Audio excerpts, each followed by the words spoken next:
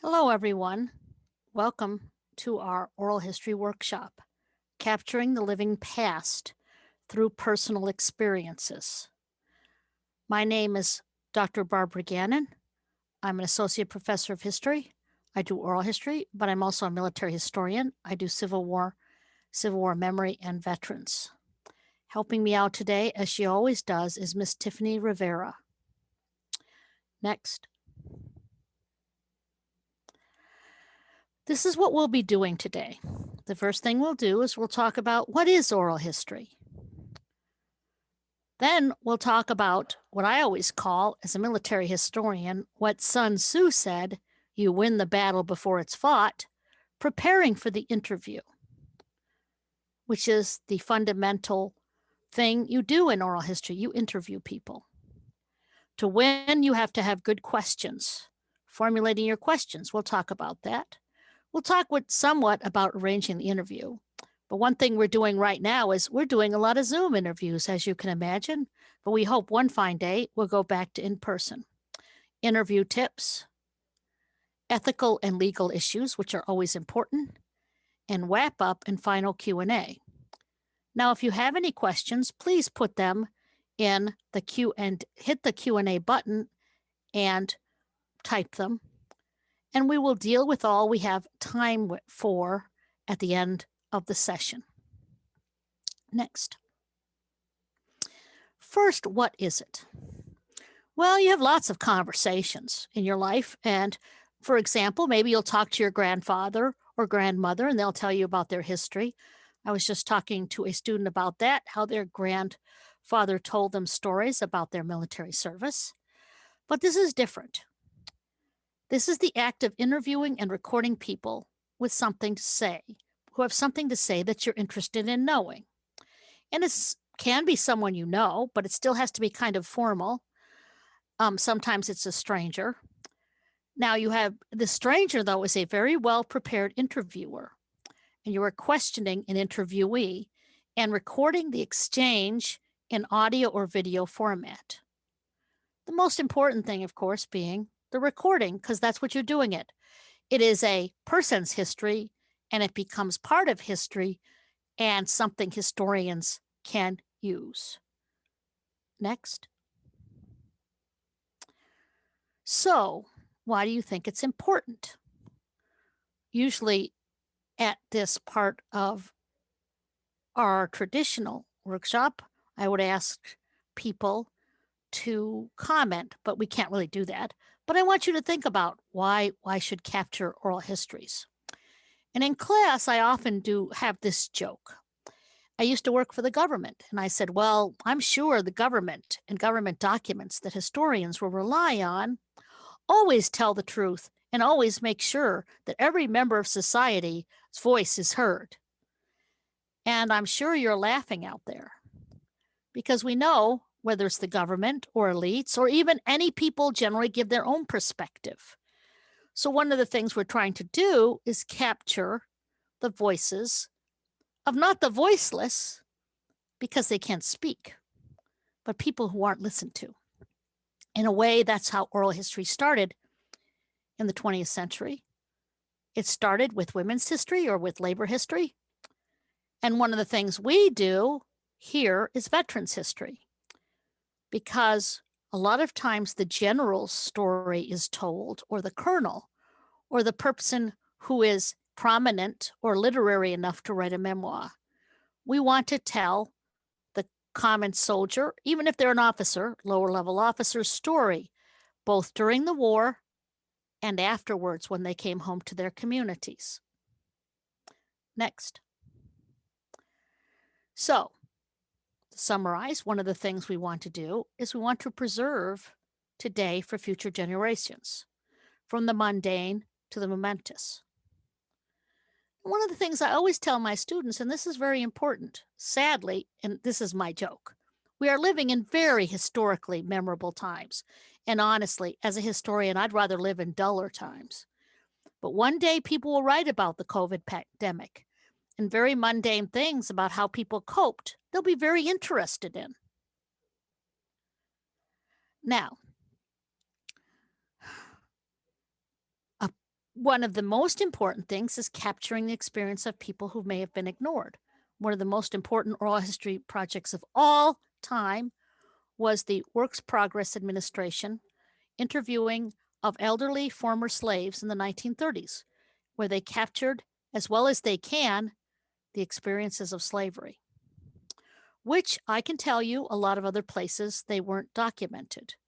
White Americans didn't much care about what Black Americans thought about slavery. And finally, and this is maybe the most important thing, sometimes we talk about wars and great events and bills and economic and demographics, but we forget the person, the people, the individuals who lived through those times. And when we take oral histories, we remember them and honor them, as we try to do in our Veterans History Project. Next. So, one of the most important things you have to remember, this is like everything else in life, it's preparation, preparation, preparation. This weekend, we'll have the Super Bowl, and successful teams prepare and execute once they get there. But preparation is the vast majority of the time for most football teams. So, one of the ways you prepare is questions. And you're like, well, Dr. Gannon, you're going to find out about the person. Well, one of the things we want to do is in our project, they fill out a bio data sheet. And in order to establish a rapport that you care and know about their lives, you should know something about them. For example, and this we've had issues with before, if a person was in the United States Army starting in 1975, they are a volunteer. Before that, during the Vietnam War, they were likely a draftee, or they may have been a volunteer. So, one of the things we don't want you to do in your questioning is to ask someone who came into the military in 1980, were they drafted? Because then they think, wow, this person doesn't know anything. They don't care about me. If they did, they'd know that I was part of the volunteer military. And we've seen that happen in interviews. Know something about their war, know something about their peacetime service or the Cold War sort of peacetime service, which we're very interested in. We also want to know about the times they grew up in. With World War II veterans, it's very important to understand the Depression and its effect. So, when you have a person you want to interview, we'd like you to be knowledgeable, or you should be knowledgeable on their lives and times.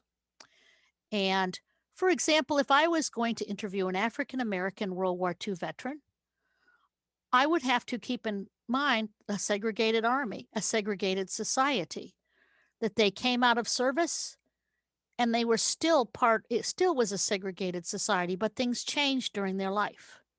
And I would have to know that and be sensitive to it and ask questions about it. So that's why we ask for preparation. Next. So when you do all of this research and you ask these questions, you'll have a formal list of questions. And here's the funny thing. Everyone always asks me the same thing. Dr. Gannon, will I get to all questions? I have absolutely no idea. Sometimes the veteran, or if you're interviewing a civil rights worker, or in the future, if someone is interviewing a healthcare worker who worked on the front lines of COVID, say COVID-19 oral history 2050, they might have a story and they tell you their story the way they would like. But what the questions are is to give you a list of things you can ask, and they can answer if they're people who are more shy or who haven't in their own mind a coherent narrative of that time. But as you do it, it's absolutely essential to formulate questions that reflect a particular person's experience, not in the sense you already know what happened to them, but you know things, if you were in that 2050 class, about COVID, about measures taken, about measures that weren't taken, about when the vaccine came. So that's how you formulate your questions. So imagine yourself in a formal interview, very professional, with a list of questions that you have researched.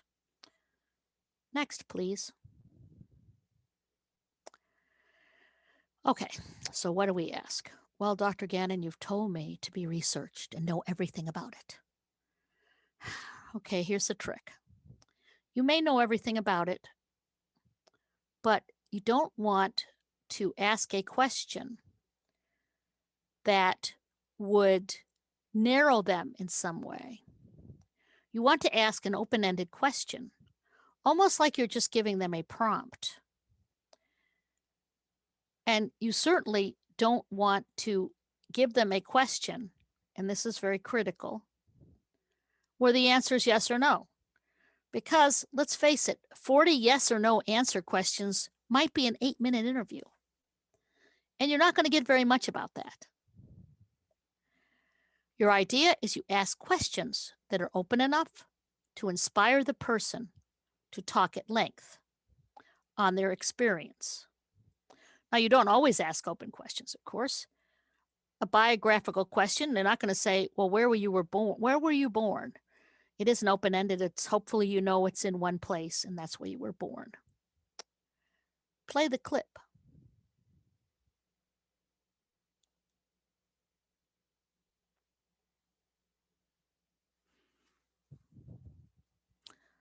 Tiffany, I can't hear it.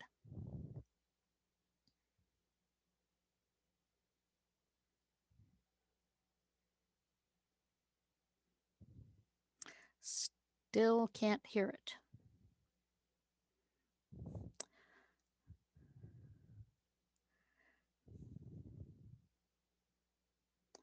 Let's try it again. Maybe in our oral history of the pandemic.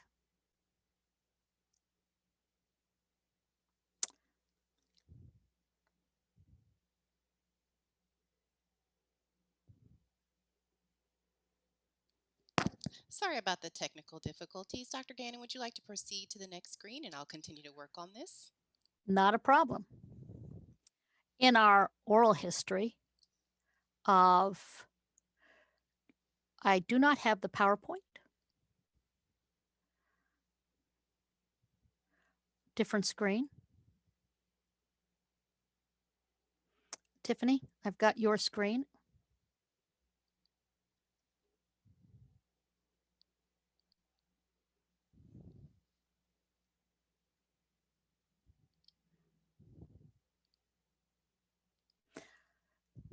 All right. Now, your open-ended question, and when we get back to that, you'll see an example. That's what we were showing you. The best way, though, oddly enough, is to know what a close-ended question is, what you shouldn't ask. It's fairly simple. Did you like growing up in Central Florida? Is the answer yes or no? Now, if you were to say something to someone like, did you enjoy college? No. But if I said to you, and this is very obvious, when you want to check your open-ended questions, how did you feel about college? No. That would sound really weird if someone said it to you. You would say, wow, that's really weird. That doesn't generate a yes or no answer. So if you want to change them, all you need to do, and this is kind of strange, you write the weakest question. As a teacher who constantly tells students to write active and not passive and to write interesting sentences, you want the person to open up to tell their story. You don't want to let them have any idea what you are expecting or want. So how did you feel about growing up in Central Florida? Or, so what did you think about college? Or, what was your college experience like? None of these are very directive or strong sentences, but you don't want that because you want the person to say, you don't want them to think you're expecting they enjoyed it or not, or you liked Central Florida or not. I hated growing up in Central Florida. It was too hot. I loved it No snow. Wasn't that awesome? Did you enjoy college? No, I hated it. I can't believe teachers like Dr. Gannon were annoying. Or did you? I loved it. I loved college. I loved the football games and, classroom was fine. Oh, I loved college because there I worked in the lab and I eventually became a microbiologist. Whatever your answer is, you want the person to say it. Dr. Gannon, we'll try one more time to do that chair and see if we can get it to work. Excellent. Tell me about your experiences in basic training. Basic training was a big challenge for me. I wasn't very athletic when I went in, but I do think that it made me a stronger person and a stronger soldier. And I came out of there really understanding what the point of the army was. I came out patriotic and excited for the future. And that is an excellent example because people have all sorts of feelings about basic training. A lot of people, and it's really mixed. And I say, well, the greatest thing that ever happened to me, the worst thing that ever happened to me. I learned so much, hated it, got through it. It is just all over the map. If I was to answer, I would say I'd actually start exactly like Danielle said. And I was like one of the nerdiest, least athletic person in the world, which was quite a challenge, she says, underestimating it. But then you get a very complex answer, and the person isn't just saying great or not, because as we all know in life, sometimes we say there was the good and the bad, and an open-ended question generates that. So now, one of the things you want to do is, other than ask an open-ended question, is you've got to remove bias now or prejudice from your questions. Now um, there's really obvious bias, and we'll kind of show a clip. It seems like we've got our clips working that demonstrate that. But go ahead. Did you enjoy basic training? No.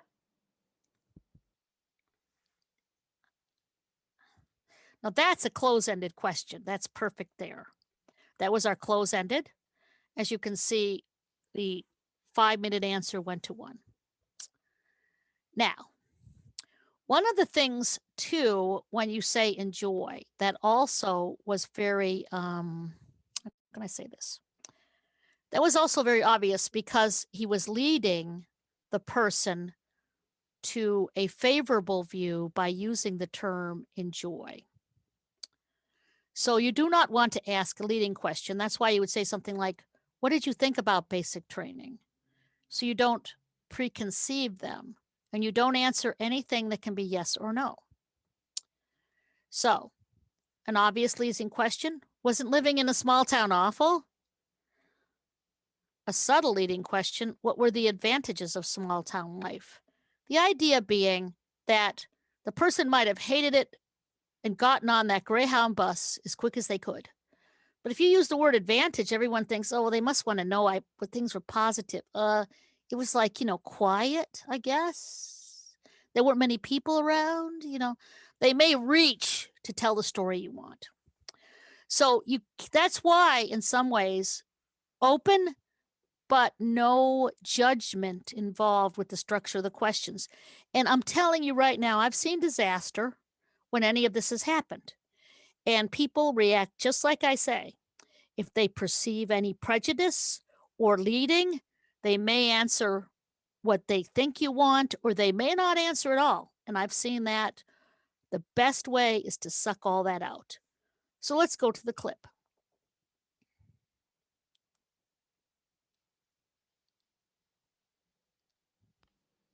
So tell me about your basic training experience. Wasn't it just terrible? Well, now that you mention it, it actually was pretty terrible. Actually, I think it was all terrible. So there you had one question.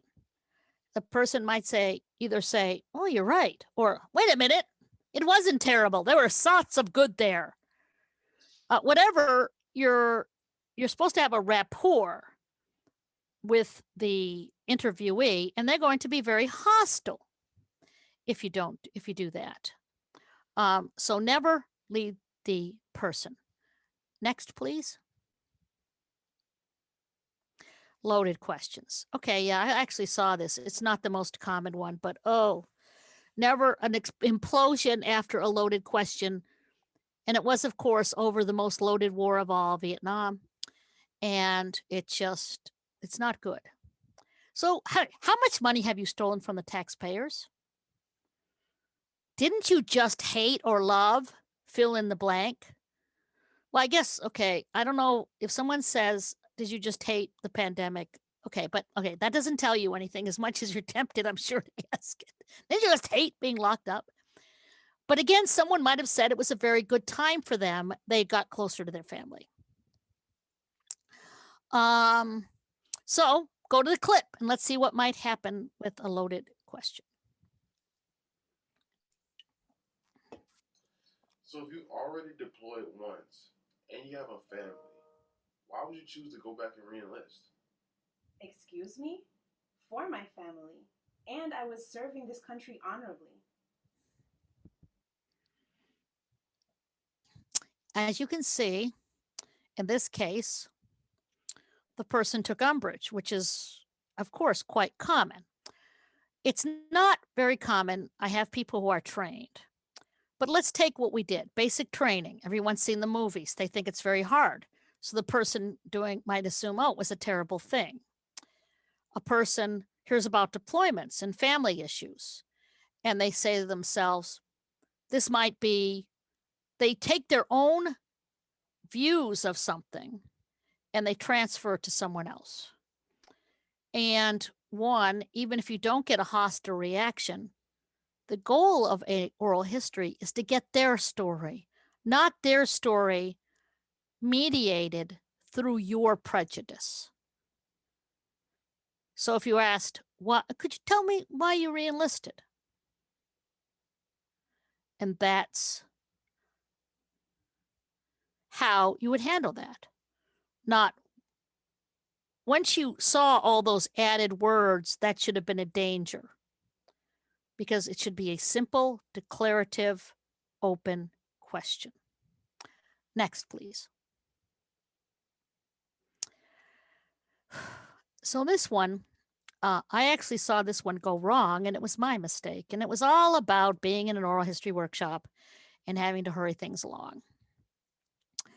So when you tell the story of your life, and actually, it's not just what we know. There's a lot of psychologists who study memory, and sociologists and anthropologists.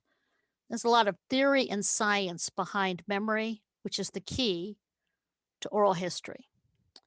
The way people tell their story naturally, the way they've made sense with their lives, is sort of chronological.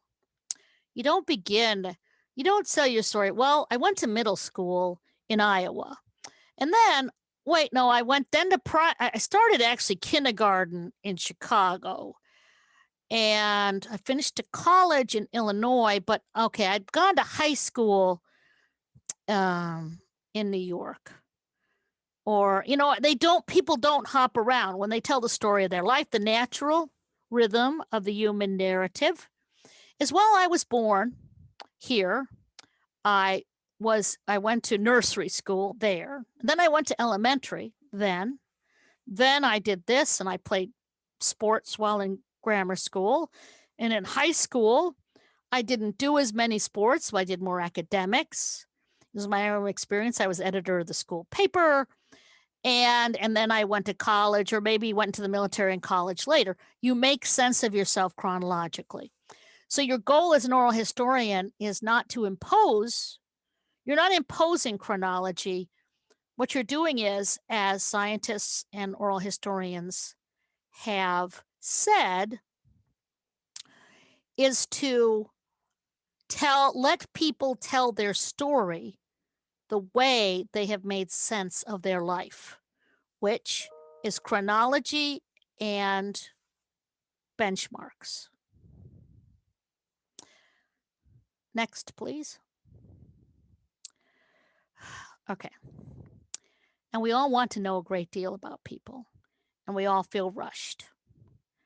And say if you've spent an enormous amount of time studying something, say you met someone who had been in Vietnam during Vietnamization. I talk about that. That was the transfer of military responsibilities from U.S. forces to the forces in Vietnam. You might want to say, and you've really become an expert on this. Okay. And you say, well, could you tell me about the effect of Vietnamization on your unit and the units surrounding you and the Vietnamese you worked with? That's a compound question. And the person just goes, oh, wait, okay, wait, you say, you said my unit, right? Well, in my unit, it was X. And then you said, okay, and the person, it's their brain has to remember the question and remember the answer, and there's no good. If you want to ask it, well, tell me about Vietnamization. And then next question, what about how did it affect your unit? How did it affect the unit? So all you got to do is break it down. If the sentence is more than one clause long, you're likely in trouble. The clip, please.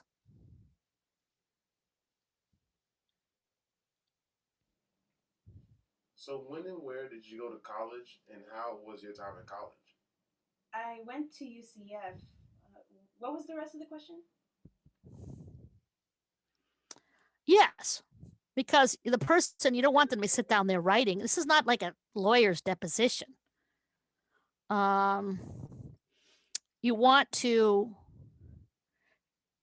never want the person to go like this about your question. They may do that about their memory of what you're asking, but they never should have to diagram your sentence like I was so terrible at in 7th grade. Never. Next. So,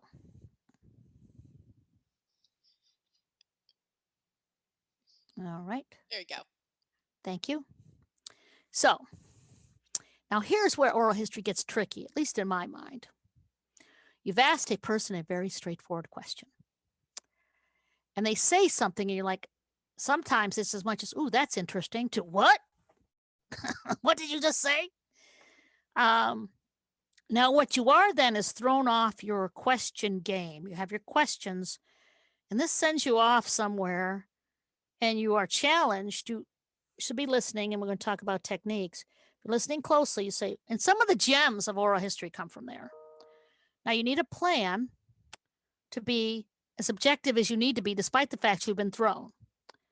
And one of the best ways to do that, I have some methods.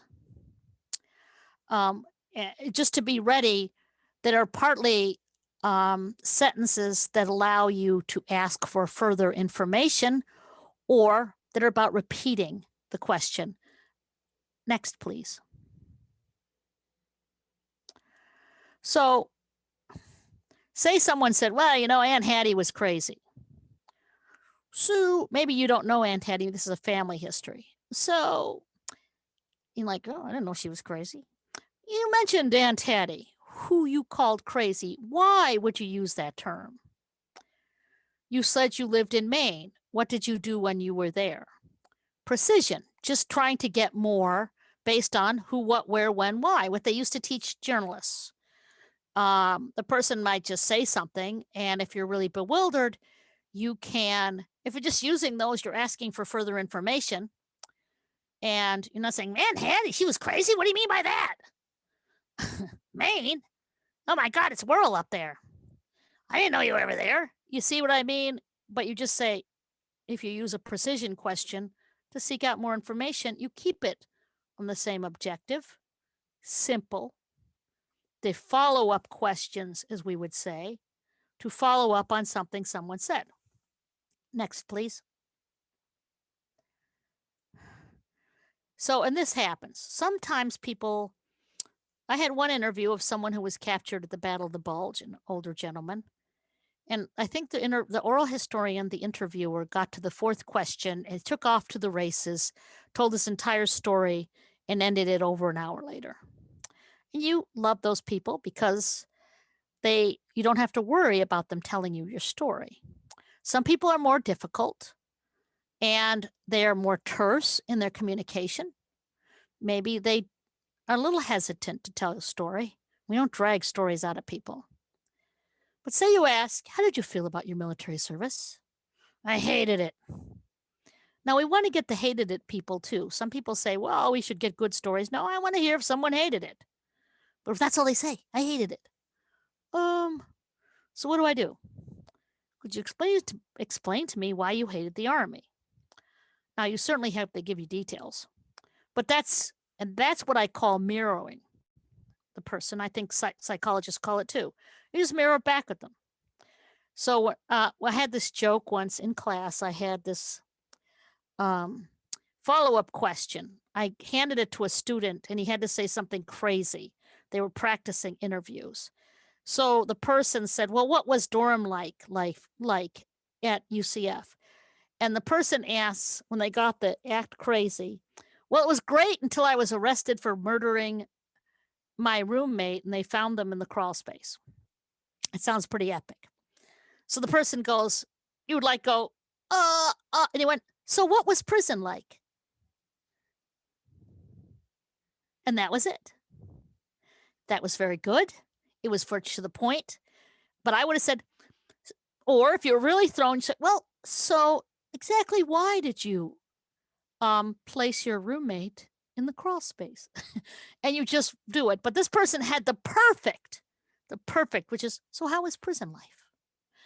And they just seamlessly went into that. But that's what I mean. Sometimes people will say things, and I've had people, you're surprised because you weren't expecting them or you didn't know that was part of their story. So follow-up questions are about mirroring, asking for specificity, but not losing. No, "Oh my God, you just said that." That doesn't really help the interview. Next. Some of the times we ask this question. Because, and honestly, it's probably not the best, sometimes it's not the best oral history practice, but sometimes we'll get someone who was 20 years in the Army, and I cannot detail everything that happened to them. That could be 6 or 7 assignments, different locations, different ranks, different jobs, different responsibilities. So, and sometimes we just like to get a feel for how the person, what there is a memory issue, because we're really asking them, what do you remember most? Could you tell me why the best day of your life was the day you joined the Army? Could you tell me why the best day of your life was the day you left the Army? And so you mirror back to them. Just reflect it. And that way you avoid doing anything but asking them to explain their own story to you. Next.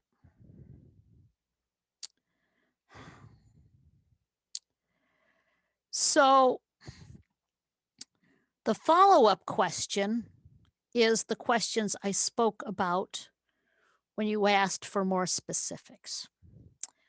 But one of the things you have to do, one thing you do answer in follow-up is not anything epic like how was prison, or, why did you hate the company commander, or something like that, very emotional.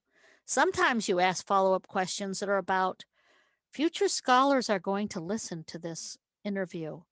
I better make sure, or maybe just future people, that I have people explain details that are about that no one else would know. And we'll also deal with acronyms. But like I did a family history and people were very interested. I did a session on this. And when you do family history, someone will say, "Well, you remember Aunt Hattie?" And you say, so you should say as a follow-up, "So what was Aunt Hattie's full name?" Might have been a nickname. "Oh, her name was Margaret Smith." "Well, could you tell me where Aunt Hattie was born?" She was born in Boston." "Did you remember her mother's name, her father's name?" Follow-up questions to get details you need.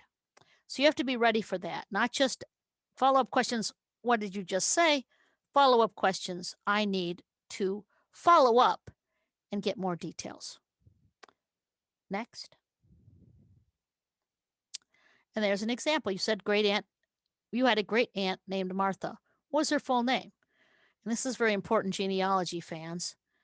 Martha, use one of my family names, Cunningham. Where was she born? Did she marry? And of course, we all know, genealogy fans, women and maiden names will foul you up right quick. So these are just simple follow-up questions for more detail. Next. When we talk about our veterans' histories, oh gosh, these can actually, if you're good, these can go on. So I was in A Company, 25th Signal Battalion. Well, if you're a Signal fan, if you know the modern American military circa of the late 19th century, 20th century, you might know what all that means. So you said you were a company. How many people are in a company? It might be 150, 200, depending on the company, or bigger. What was your mission? Now, I was on CVN of Theodore Roosevelt or Franklin Roosevelt or the Enterprise or whatever's. You say, well, what does that mean? I was on an nuclear power aircraft carrier. What did you do? What was its mission? So a person might just use a term, and you're thinking, well, the people of the future, if they're interested in the Navy, they must know this. No, they might not. Your school, he said, I went to the University of Central Florida. Now, maybe it's a collection of stories from the University of Central Florida. So what kind of school was that? Wow, it was the second biggest, it was the biggest school in the United States for undergraduates. Or it was a school that served the Central Florida area or something like that. And that will help the future, because this is a historical document. It's not just the act of recording it, it's the act of preserving it for the future. Next slide, please. So we've done all that. So let's do a quick review. I have identified the person. If I'm part of an oral history project, say I'm doing civil rights movement in Sanford, Florida. I know a great deal about being a civil rights movement in Sanford. I might know a great deal about it. I know something about this person's role. So I make questions that are appropriate. One thing, Sanford had an all-black high school. I found out all of these things about the black and white racial dynamics. And I write questions. And I might have a goal in my research project to document the stages of the civil rights movement and who participated. And all of my questions are based on what I want to know, but also getting a knowledge of it. So I don't ask things like, wasn't it terrible what you had to deal with the civil rights movement? Well, yeah, we kind of know it was terrible, but you just says, so tell me about, what was the civil rights movement in everyday life in Sanford? What did it mean? What was your participation?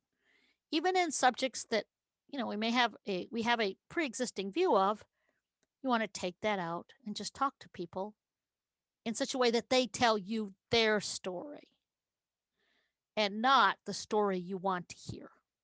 So when you have all of those, a person you might ask a follow-up. I know Dr. Lester, who was in our department, said she was at something, and it wasn't an oral history, but this person asked her, he said, I live in a house, and I found out that across the street there was a lynching, and I have a picture of it.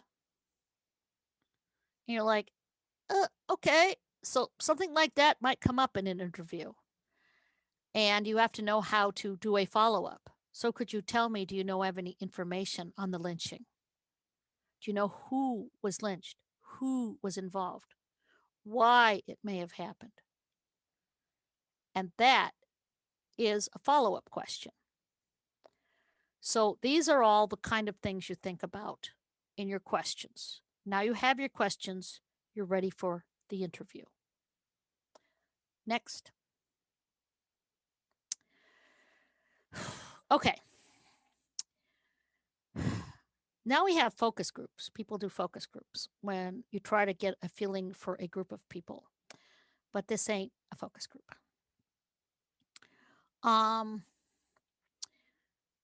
You want a one-on-one But you have one issue, especially dealing with elderly people.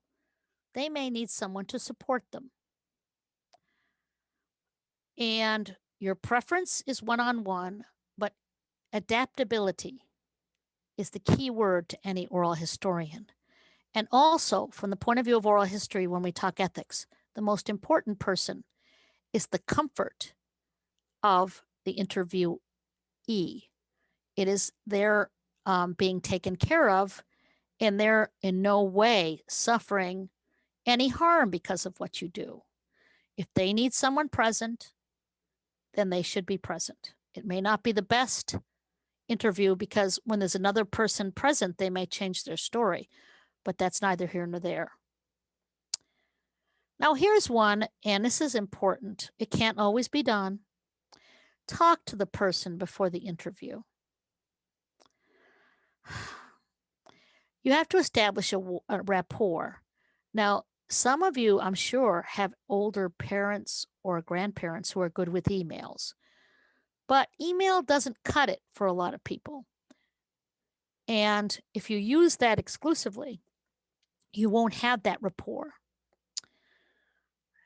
If you can't do it before the meeting, i.e., by phone call, today particularly, visits are always hard, but a phone call to let them know, to hear your voice, to know that you're a person, that you're interested in their story, all of this creates a rapport. Then make sure you don't just go in there and say, okay, we got to hurry. Let's get the camera going. So tell me about Pearl Harbor. Now, that was a nice open question. Tell me about Pearl Harbor.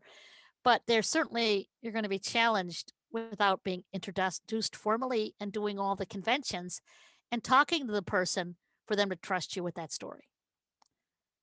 Next. Location. Well, we all know right now our locations right here.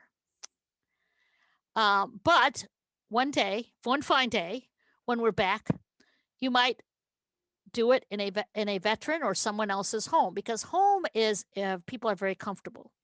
But one of the things you can also do is a person might have memorabilia. So that, okay, so say someone has a picture, a military picture, and when they look at it, this is what happens in an interview. Oh yeah, I remember that. That was taken at Fort Bliss, Texas in 1965. Oh yeah, I remember. That was Air Defense School, and that's my friend X. And the person's memory is highlighted by the memorabilia.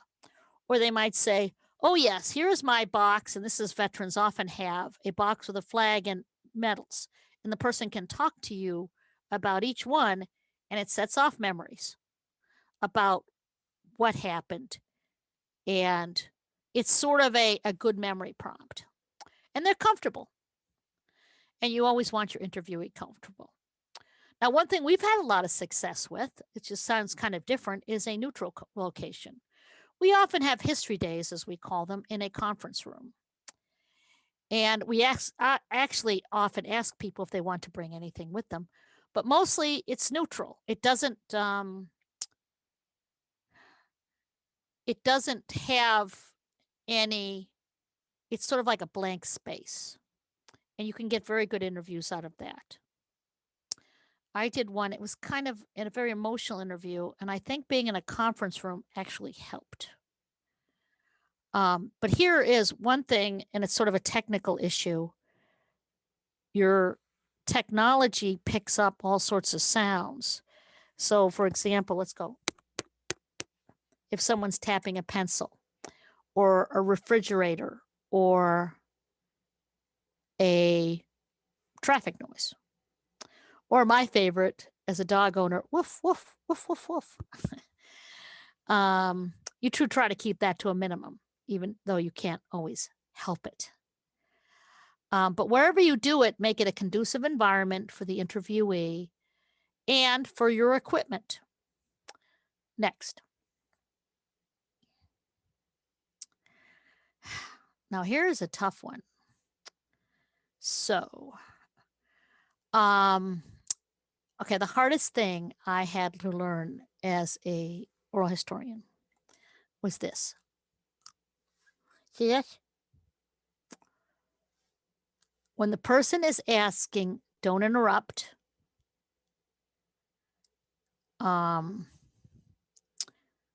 Because you've broken their train of thought and you've interjected something that might make them change their story.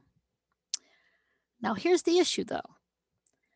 If you just sit there and stare at someone while they're telling you their story, the most important part of their life, and say, nothing. The problem with that is they might think you're not interested. Oh, well, this person, they're not really interested because they're not saying yes. Oh, yeah, I understand. That was awful. Oh, you're right. Oh, can't believe that was terrible when you were taken prisoner by the Germans. Oh, my God. They marched you across Germany all the way to Poland or Czechoslovakia. I forget which one he was marched across in winter. Oh, okay. People, but you can't do that because then that shapes the narrative. You have to. So, you must explain before the interview that you will be listening to tell their story. And it takes some practice to not, particularly if it's very interesting, to let the person tell their story. And you also have to listen for when they're done. And this is difficult. This is sort of this is when you really get very good. Initially, you make mistakes. We always do. But after you get a while, you'll get into people's rhythm and listening to when they might be done with the thought. Next.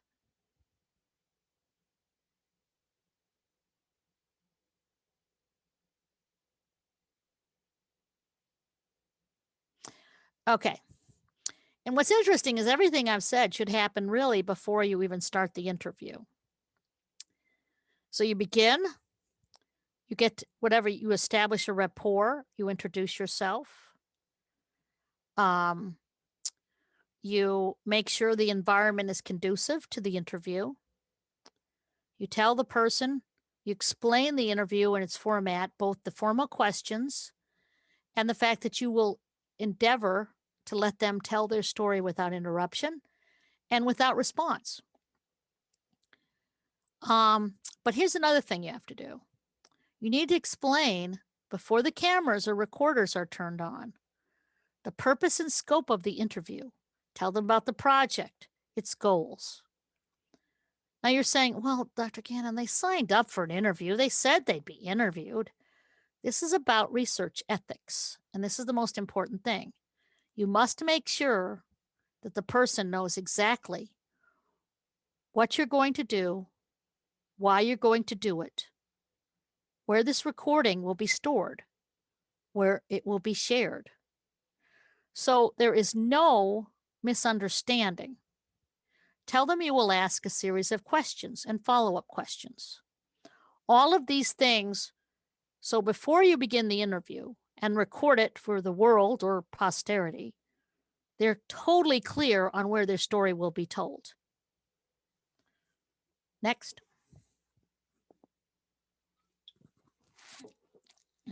And make clear that this is not a conversation, so they don't feel that any lack of response. It's their story. That's what you should emphasize. That if you did interrupt or say anything, it might not give them their opportunity. And you see, you have to understand, a lot of oral history is about people who no one's listened to before, or they haven't told the story.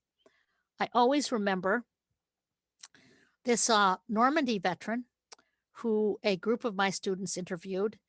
And it was really kind of funny. His family was concerned that these people were trying to take advantage of him or had some nefarious scheme. So he had his sons come over and they were sitting there. They didn't say anything, but he told stories about he was a sailor off the D-Day invasion. And they said, well, he never told us these stories. And he hadn't told them. This was their first opportunity to hear it.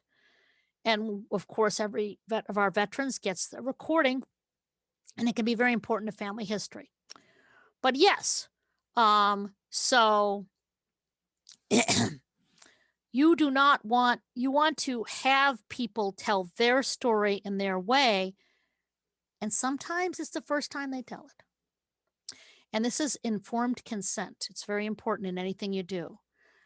You have to say, do you have any questions about the interview or the purpose of this project?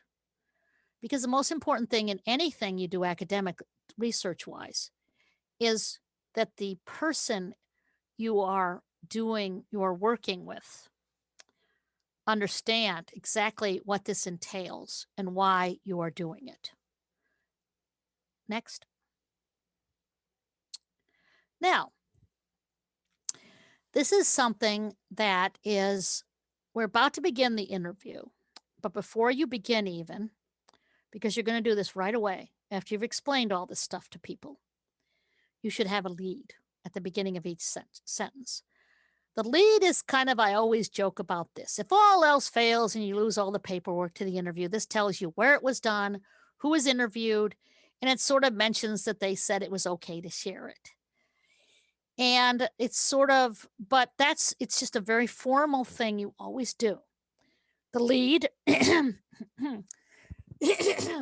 should consist of the names of the narrator and interviewer, day and year of session, interview's location, proposed subject.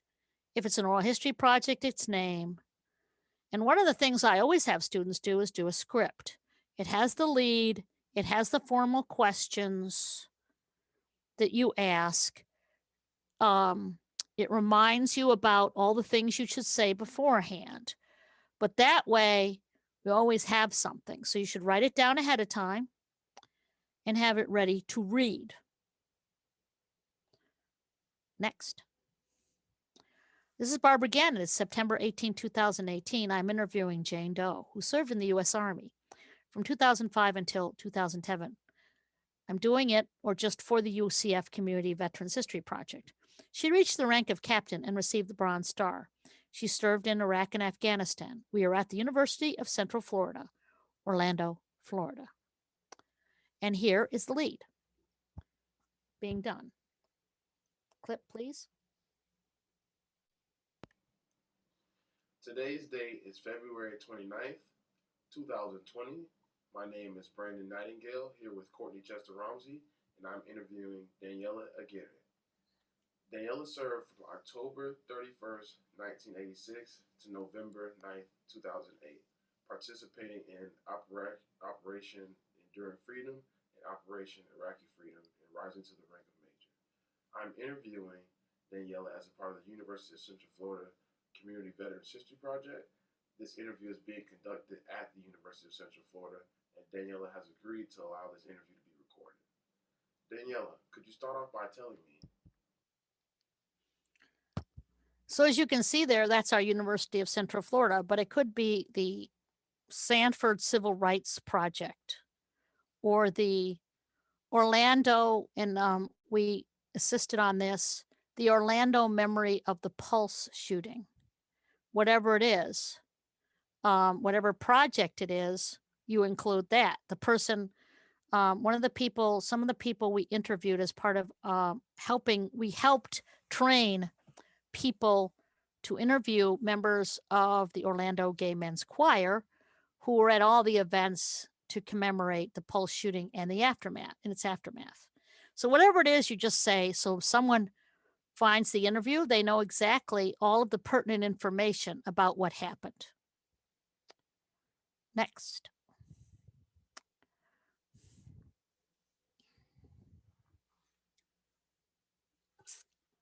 I took a drink because it's always a good time to pause here. Okay, so you've said the lead, you've started the interview. Now, you have to remember, and you see this with all sorts of things, say Orlando Pulse, the Sanford Civil Rights Movement, the COVID, the pandemic, whatever you're interviewing, a lot of times it's historically interesting because the person, a veteran, went through hard times. You have to be aware of the mental state of the interviewee. Your responsibility is to make sure, see if they're getting tired, especially if they're older. Pause or stop or whatever they need if they're upset.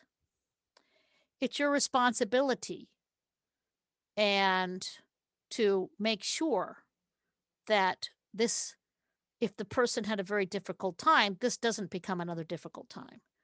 Now, does that mean that if they're struggling a little bit, you always stop? You should ask them. Because this is a very strange thing. Sometimes telling your story helps people come to terms with it. Now, that's not our purpose. We're not psychologists. But in oral history theory, they've done that work. It helps older people remember times in their past. Um, excuse me, it can almost be a therapy. So you don't always have to stop, but you should be ready. And that's your job. Now, your job throughout this is not just to ask a question and have the camera pick it up. To do these kind of things like follow up questions or or be concerned about the interview, you really have to listen. I did this interview with a South Vietnamese general who had been, after the fall of Saigon, he had been 17 years in jail. And let me tell you, it was his accent. He spoke perfect English with a slight accent.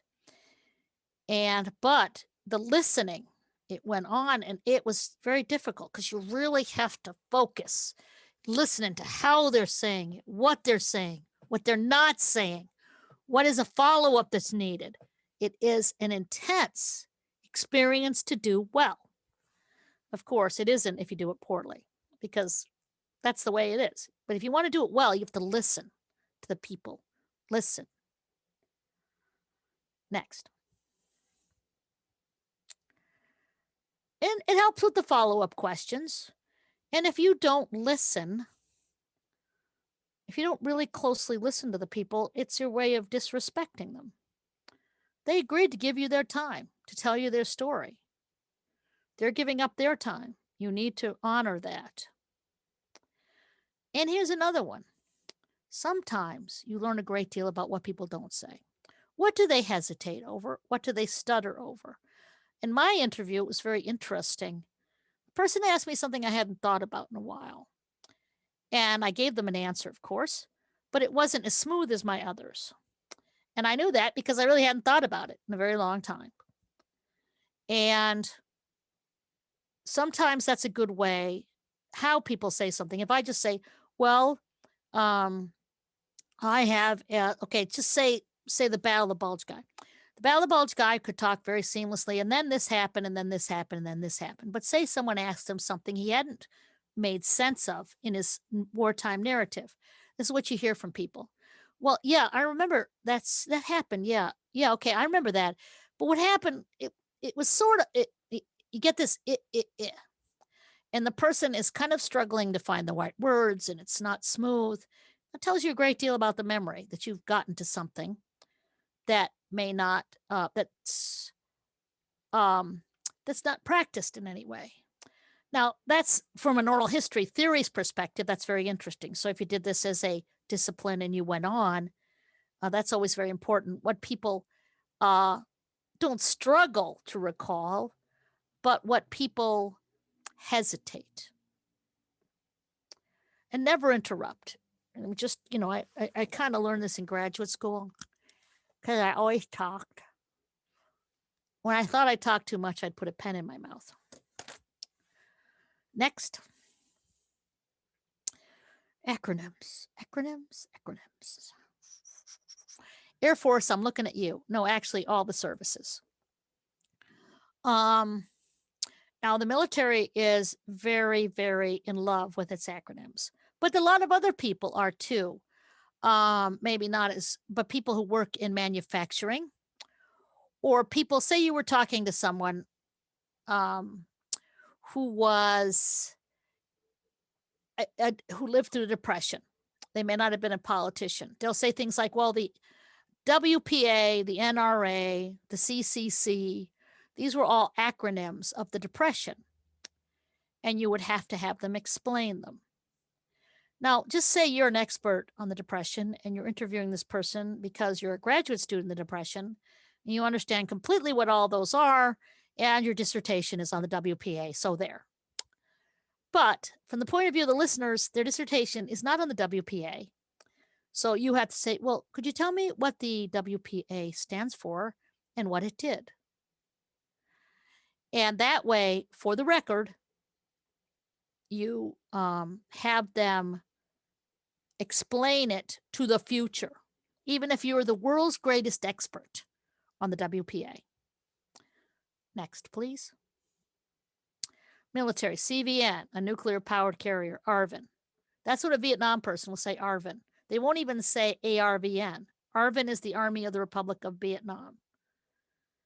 South Vietnam, B-17, 4-engine heavy bomber. Now, here I always joke the kids. Now, there's older people in this crowd. Before a cable, which it might have to be explained one day in and of itself, you needed to get the signal for the television on the top of the house, so the house would have an antenna. A milkman, there was someone who delivered milk and dairy products every day. Switchboard operator, you put this here, someone rings and they say, connect me to this person. So that's how we initially did phones. So I was a switchboard operator in World War II, say the person says, well, what's a switchboard operator? You may know, you may be an expert on, say it's a woman's service, and know exactly what they do. But if you say, well, could you tell me what exactly is a switchboard operator? And this is to people who may not one day know what a landline is or a dial phone that doesn't travel in your pocket. So that's how terms and acronyms. Next.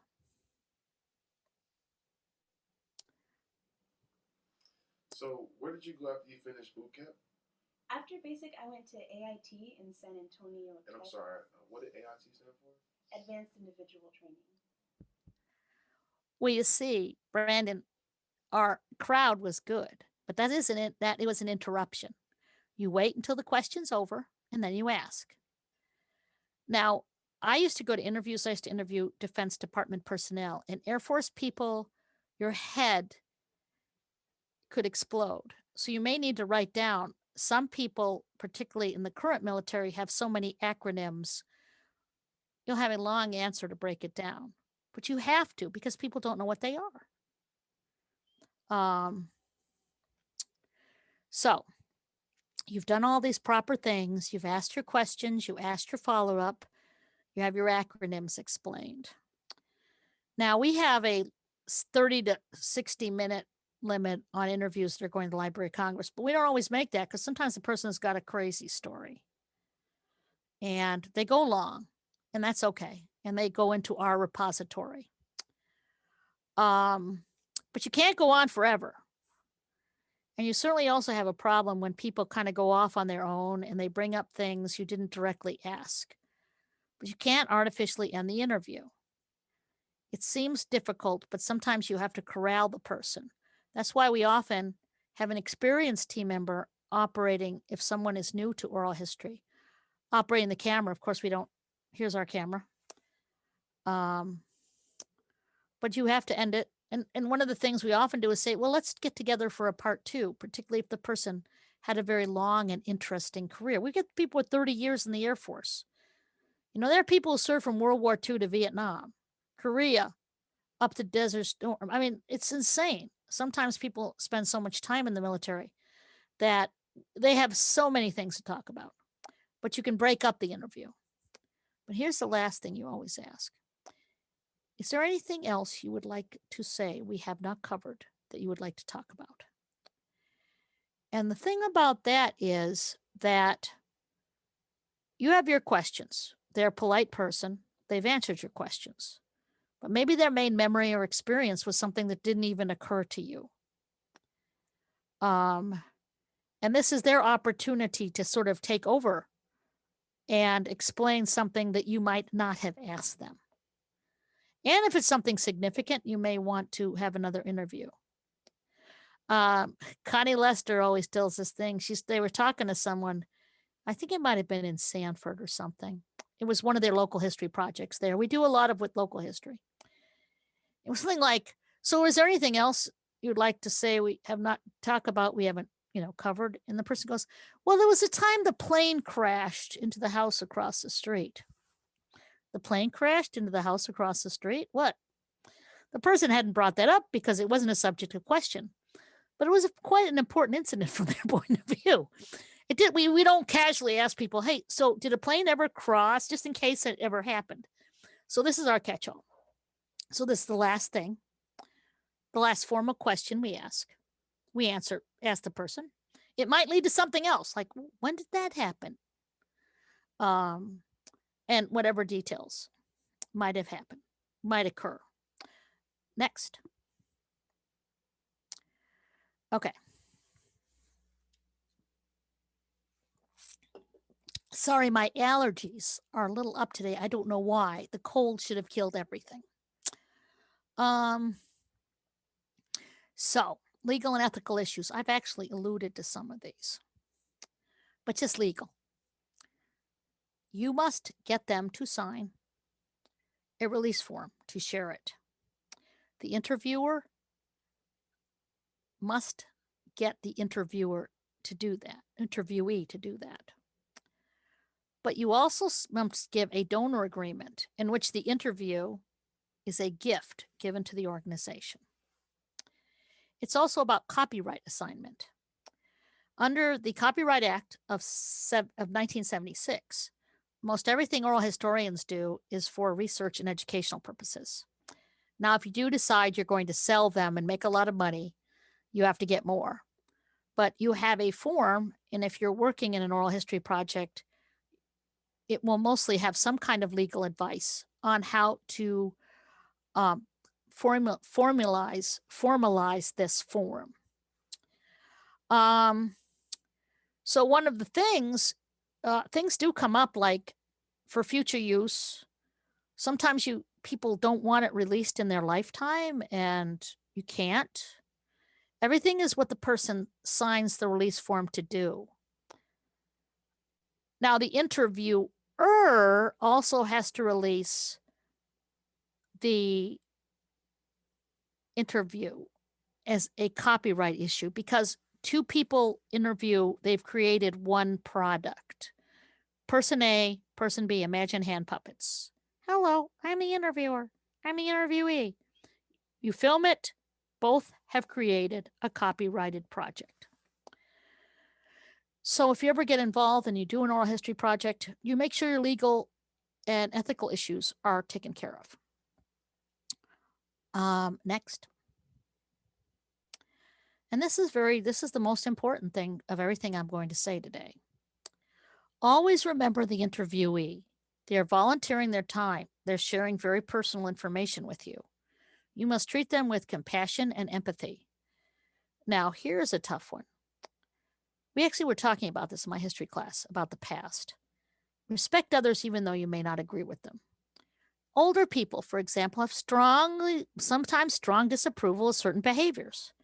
They may have racial or gender views you do not agree with. Your job is to get the story, and that's it. You are a professional. You are, whenever you do an oral historian, even if you're doing it as a volunteer, you are a professional historian who has to meet professional standards. And one of the things you always do is, like a doctor will treat anyone, even a person maybe they don't like or something. You have to get this story. So if the person says something, we all know things are different when it comes to gender relations or LGBTQ issues. You just don't say anything. You weren't supposed to anyway. And ask the questions and get the answers. Always tell the truth. Never misrepresent what you're doing. That is also the ultimate. If you are looking at, we are documenting the history of the Sanford Civil Rights Movement. You don't say, well, we're just interested in Sanford and anything that might have happened, I don't know, in the 50s or 60s. Did anything like happen? Nudge, nudge. No, you tell them exactly what you're doing. Next. And that is our story. And I'm glad we finished with some time for questions. The Community Veterans History Project, this is what we do. We collect, preserve, and make accessible to the public the experience of Central Florida veterans. We have over 600. We have been slowed down a little by the pandemic, but not stopped, because that's not the way we roll. We have over 600 interviews. But oral history isn't just veterans. You can do all sorts of things. You can do all sorts of issues, and people do them. There are oral history projects on everything. There's an oral history association. Oral history is a important job, military, social, economic. Companies like to do oral histories of the people who found them. I'm sure one day Amazon will do an oral history of Jeff Bezos. Or, I mean, people, that is because they know things that no one else has captured. We worked with White Westinghouse, which was a company that used to be here. They have been bought up or gone out of business. My father actually worked for them a very long time ago when I was very small. And we got the history of their company, and they told us things that wouldn't have been recorded. So there's all types of oral histories. And some of these we talked about were very veterans oriented. But many of them were just, this is how you should do oral history. There are a lot of books. I usually have recommended reading, but honestly, there's about 1,000,000. If you want to read the greatest oral historians, send us an email and I'll give you some recommendations. Now is the time, and we have left time for it. Awesome for me to hear your questions that hopefully you've sent, and Miss Rivera will tell me the questions. Or are they in chat? There are no questions at the moment. If you have any questions, feel free to drop them in the Q&A, and I'll be happy to share those questions with Dr. Gannon. I'm ready. I'm just going to sit here.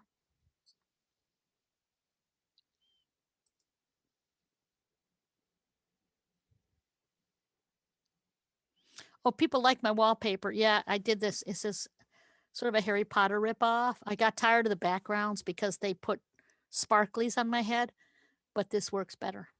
All right, Dr. Gannon, we have our first question from Karina. She wants to know, can you interview more than one person at once? It's not preferred. And this goes back to oral history theory, which is a very developed field. So you and I are talking to one another, and we're interviewing each other. And despite our desire for objectivity, there's always going to be, we're always going to, what they call, have subjectivity. I'm of a certain age, a certain gender, and you are also. And I am asking you questions based on me, and you are answering them. So we have to deal with the fact that when people give answers, there's a certain level of how you interact with another human being. Now, say we throw someone else in there, a relative or a friend. You know as well as I do when you talk to, say it's a person's wife. This is a very common one because sometimes an older veteran wants their wife present, and we do it. But we know completely the person does not tell the same story with that person present. They just don't. It's somehow changed. Now, this is another thing that happens when you do that. So I'm sitting next to, say a man will say something like, well, he's not going to talk about anything, some fun he might have had in the military, which, okay, we don't get that a lot. But here's one thing that'll happen. Well, when I was in, was on Guadalcanal, it was really terrible. But I thought what I was doing was important. And then the other person, wife or relative, goes, yes, but you told me about Guadalcanal. And you said that it was really not that bad because of X. Now, he said it's not that bad because he was kind of shielding her a little bit. He's going to go tell his wife how terrible it was. So, and he says, oh, you're right. It really wasn't that bad. So whenever you have other people in, it changes the story. Now, you can't always avoid it because you have a 95-year-old World War II veteran whose caregiver is their daughter who is present. But if you can, one-on-one is best. Thank you, Dr. Gannon. We have another question from Gabriel, who is preparing to interview a veteran. This veteran has quite a bit in common with Gabriel's father's service in the military, everything from the time period to the duty. But there's not a lot of information on the bio sheet in which he's using to prepare for his interview. So his question is, can he ask questions that really delve into things that he and his dad are aware of or have discussed as a part of his interview? You can, because again, you can think that's research. But again, it can't be. You can't say something, well, my dad was at X and he said this about basic training. What was your view? Well, if your dad has talked about basic training and you're aware of that based on your discussion, so tell me about basic training. You still have the same questions.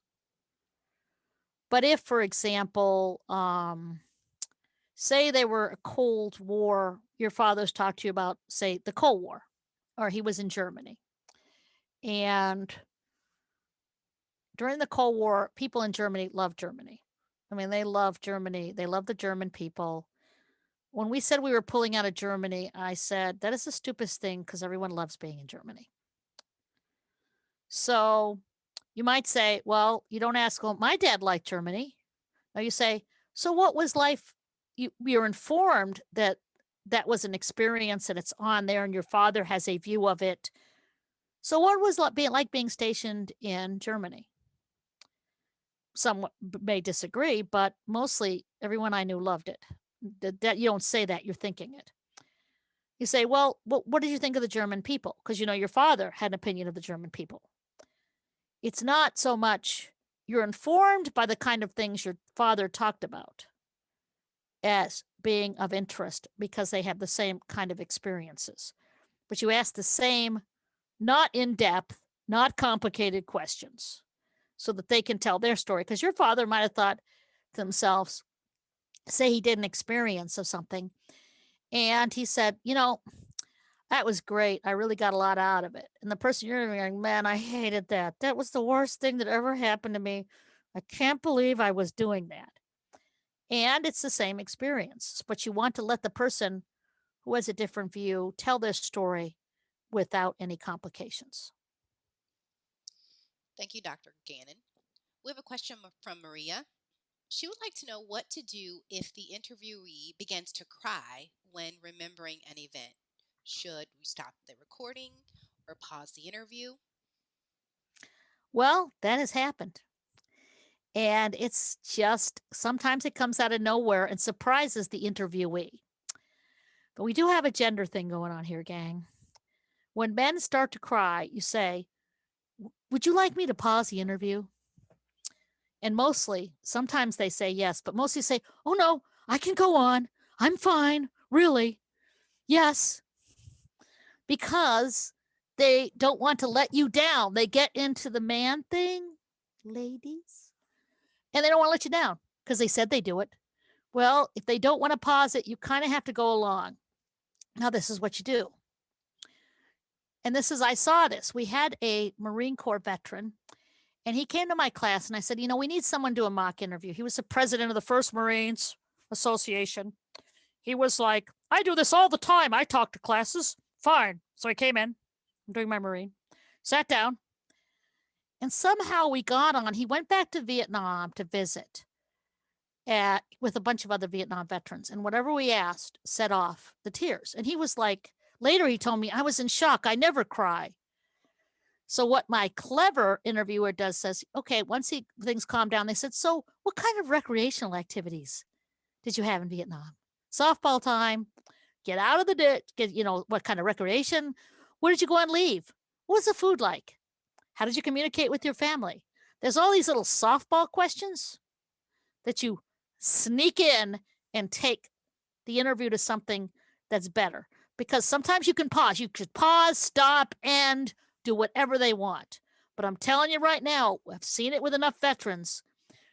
When you got a man there and he's a veteran, he isn't going to want to stop mostly because I'll feel better in a minute. Just give me a second. I'll be fine. Your reply is, oh, I'm so glad we can continue. Softball question. What's your favorite color? Do you watch Netflix? No, whatever. Just kidding. But something softball. Thank you, Dr. Gannon. A question from Jonathan.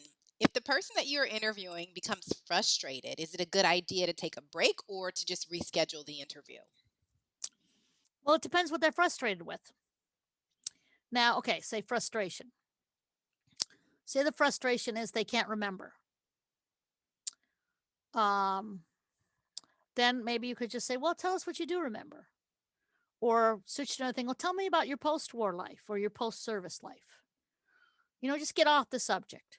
But if they're frustrated because there's some kind of rapport issue, maybe you should stop it and begin. But the key here is, as I've said, it's up to the interviewee. You should just be always understanding. You should be ready. You should kill the interview.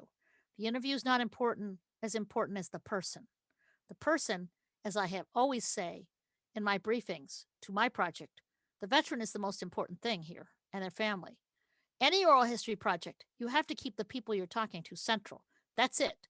There's no greater issue. Whatever you're trying to accomplish is not as important. So if they get frustrated, it depends on the type of frustration it is. Older veterans have memory issues, and they sometimes don't remember. But then you just try to switch the subjects into other things. So tell me about college after the military, or what did you do as a career? Whatever you can get out of them. But if they continue to be in some way upset, or you think you have to think about it, it might be a good idea. If they want to end the interview, it's up to them. End it. Thank you, Dr. Gannon. That's all the questions we have from our attendees for today. Well, that's excellent. Now, this is where we are. We are the UCF Community Veterans History Project. Now, you do not have to. I helped and taught a seminar for the people who were doing the Orlando Gay Men's Choir, who did oral histories of each other of the aftermath of the Pulse shooting. So oral histories can be all sorts of things. And you are welcome to get in touch with us, either if you are a veteran or have veteran family member, Gabrielle, you could get your father or other members involved. Or if you think you are doing a research project that would be helped by oral histories, we are at your service. But if you want to get in touch with us or you want to recruit veterans, there's our information. We are continuing our operation. We're getting much better at Zoom and doing excellent interviews. We already have a partnership with the Florida Department of Agriculture, and we're doing a very interesting phenomenon, veterans who become farmers. Anyway, thank you for being here. I appreciate your presence and your interest. Have a wonderful, safe weekend, and I'll see you hopefully again one day.